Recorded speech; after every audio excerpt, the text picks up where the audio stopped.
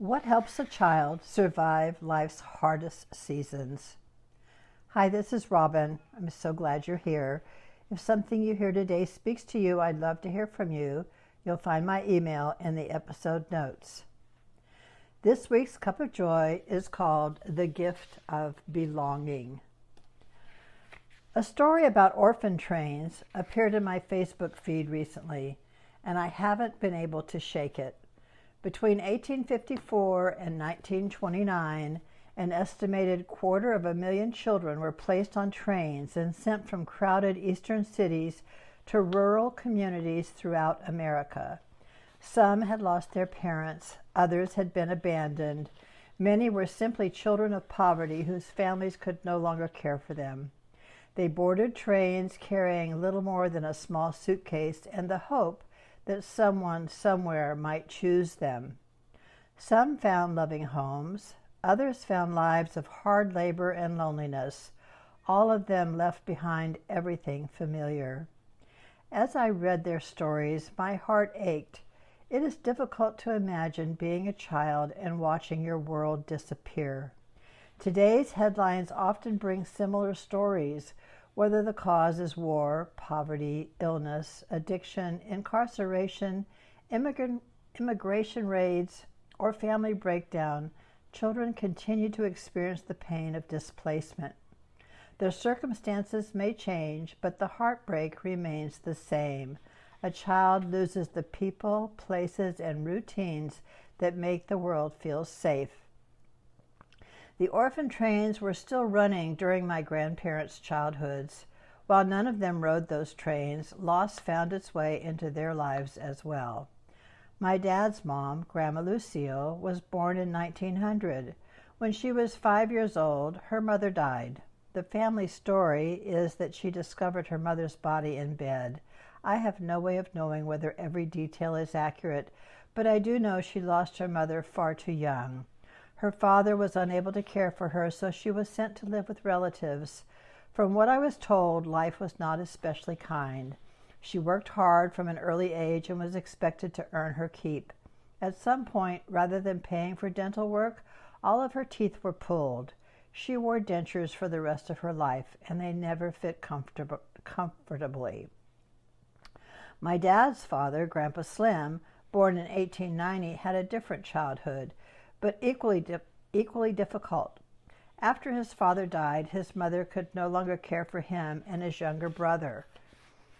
They were placed in a boys' home and remained there until they were old enough to enter military service.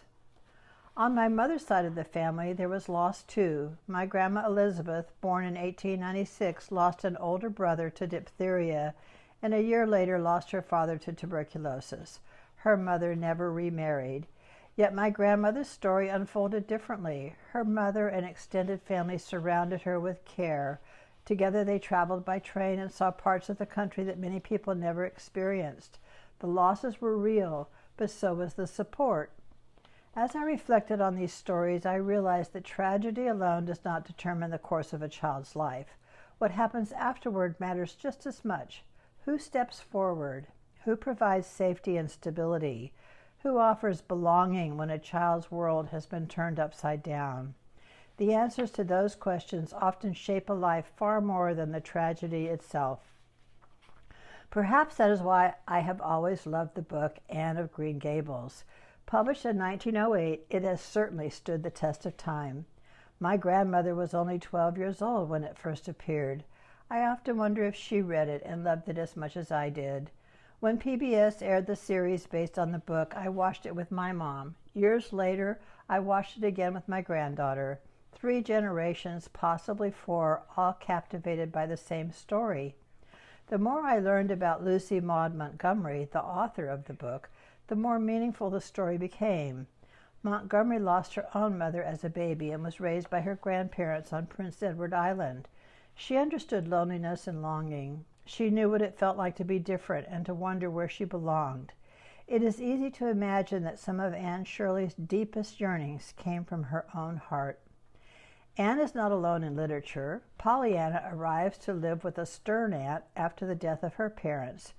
Annie grows up in an orphanage before finding her way into the life of Daddy Warbucks. On the surface, these are stories about children who have lost their families, yet I think their enduring appeal lies elsewhere. The real transformation occurs in the adults. Anne softens Marilla's stern edges and awakens Matthew's quiet tenderness. Pollyanna's glad game melts her aunt's guarded heart and eventually spreads throughout an entire community. Annie brings warmth, laughter, and love into Daddy Warbucks' carefully ordered world. The child receives a home, but the adults discover something they didn't know they were missing. Love flows both directions. At their heart, they remind us that every child needs more than food, shelter, and clothing. Children need to know they matter. They need to know they belong.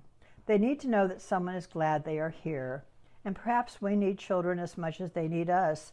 Their curiosity, wonder, and capacity for joy remind us of what is most important. Looking back, I can see how fortunate I was. When I was 15, my parents divorced. Like many teenagers, I experienced the pain of watching my family change in ways I never expected. The foundation I had always known shifted beneath my feet. Yet through it all, I never doubted my mother's love. I never questioned whether there would be a roof over my head, food on the table, and clothes on my back. Mom somehow managed to create a sense of security, even while navigating one of the most difficult periods of her own life. She stood on solid ground and made sure I had solid ground beneath my feet as well.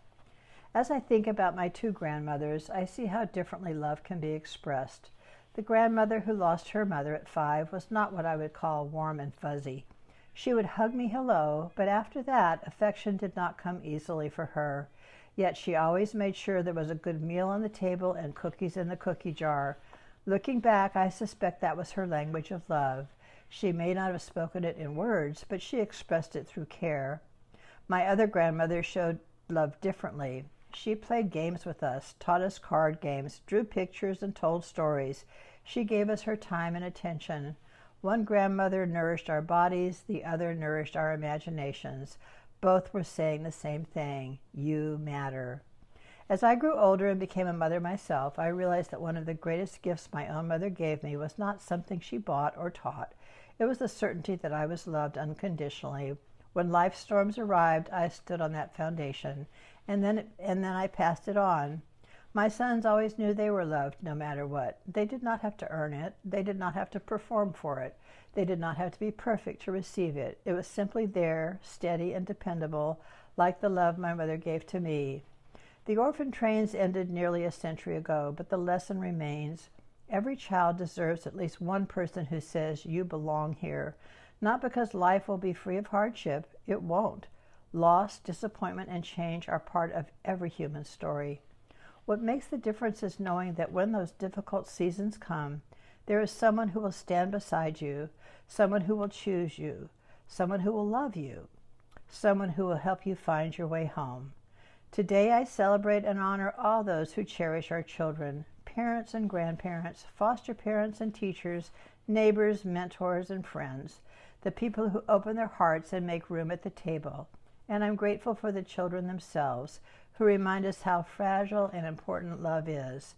They remind us that what matters most is not wealth, success, or achievement, but knowing that we are loved and helping someone else know it too. Until next time, here's a quote from Mr. Rogers. Knowing that we can be loved exactly as we are gives us all the best opportunity for growing into the healthiest of people.